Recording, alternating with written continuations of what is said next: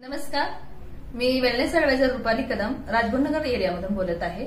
आणि आज राजगुरुनगर एरियाच्या जवळ एक शिरोली नावाचं गाव आहे आणि शिरोली गावात एक आमच्या मॅडमना मस्त असा रिझल्ट आलेला आहे.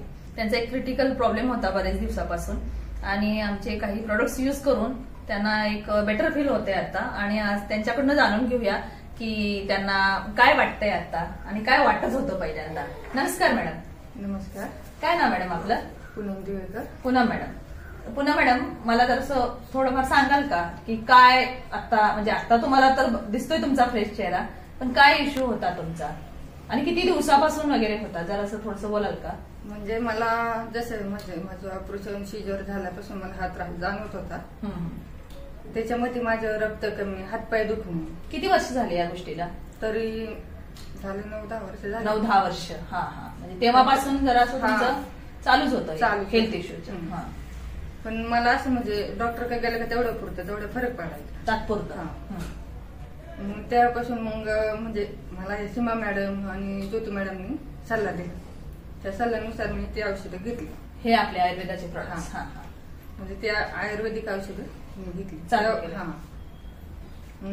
मला जरा फरक पडला. किती दिवस झाले तुम्हाला हे मेडिसिन घेऊन आमचे? तरी 4-5 दिवस झाले मला घेऊन औषध. 4-5 दिवस झाले नाही का?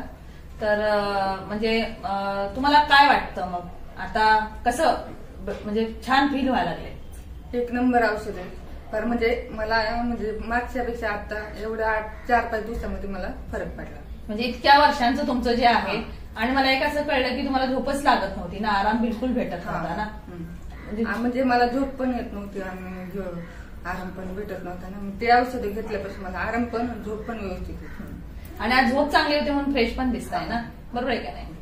तर ते तुम्ही लिव्ह अगेन, फिलिंग लिक्विड आणि स्पिरुलिना गोल्ड आणि मसाजसाठी शॅम्पू ऑइल पण दिलेलं आहे, बरोबर? जी काय तुमची आतापर्यंत जे हे होतं उणीव होती, तर ती मला असं वाटतं की 4-5 दिवसात तुमच्या फ्रेशपणामधून दिसून येते किंवा यायला सुरुवात झालेली आहे. म्हणजे मला इतका फरक पडला ना, म्हणजे इथून मागे जे औषध वापरले ना त्याचा मला काही म्हणजे फरक पडला नाही.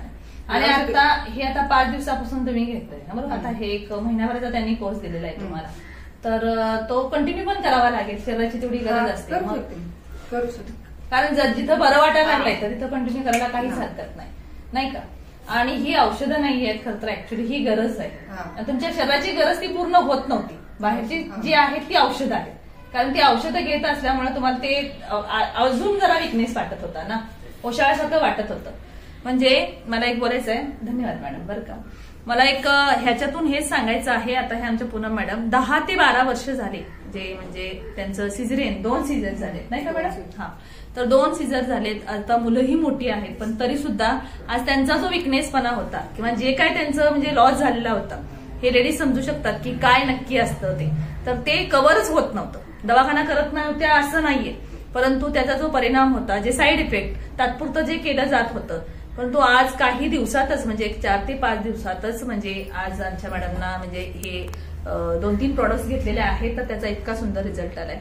औषध असतं तर मॅडम खरंच नक्की हा रिझल्ट मला तसं नाही म्हणायचंय, पण शरीराची जी गरज आहे ना तर ते आहे. त्यांची जी हाडं वगैरे सुद्धा दुखत होती, आराम भेटत नव्हता, चांगली झोप लागणं हे सुद्धा एक मोठं सुख आहे का नाही? आणि आज त्या 4 ते 5 दिवस झालं मस्त आराम करतायत. तर आज मॅडमचा ग्रो छान दिसतोय आणि आज मॅडम फ्रेश आहेत. तर आज त्यांच्या कुटुंबातले त्यांचे मिस्टर म्हणा किंवा त्यांची मुलं म्हणा ते सुद्धा फ्रेश आहेत, नाही का मॅडम? आणि हे व्हिडिओ करण्याचा आमचा हाच उद्देश आहे की हा मेसेज कितीतरी भगिनींच्यापर्यंत हा पोहोचेल.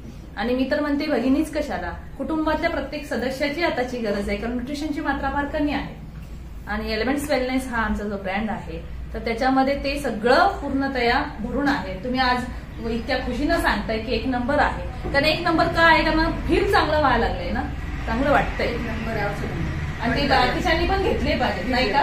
हाच आमचा मानस आहे की ते घेतलं पाहिजे, हेच सांगण्याचा हा उद्देश आहे आमचा. धन्यवाद मॅडम. थँक्यू. जय हिंद, जय महाराष्ट्र.